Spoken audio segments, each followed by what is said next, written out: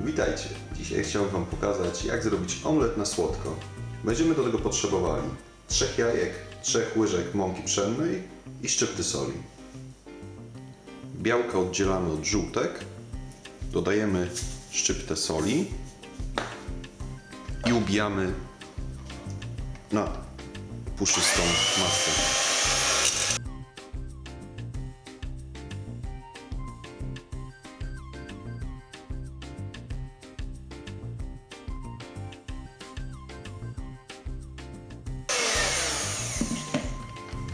Kiedy mamy ubite już białka, dodajemy żółtka,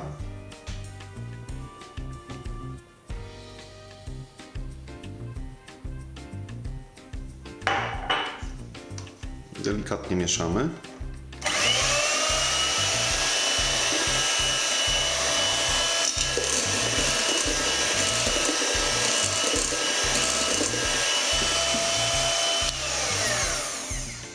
I do takiej masy dodajemy 3 łyżki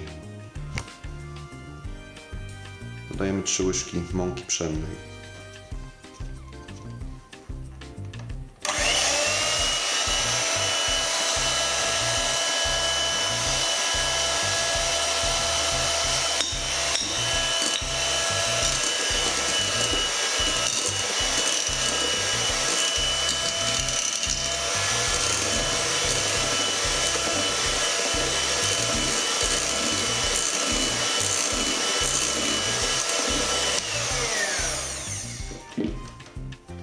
Na patelni rozgrzewamy łyżeczkę masła lub margaryny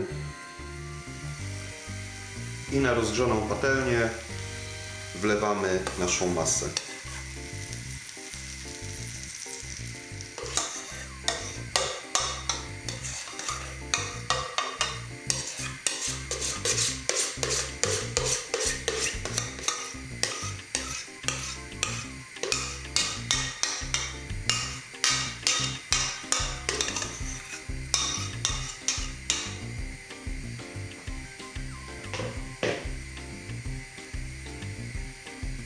Smażymy po obu stronach na złoty kolor.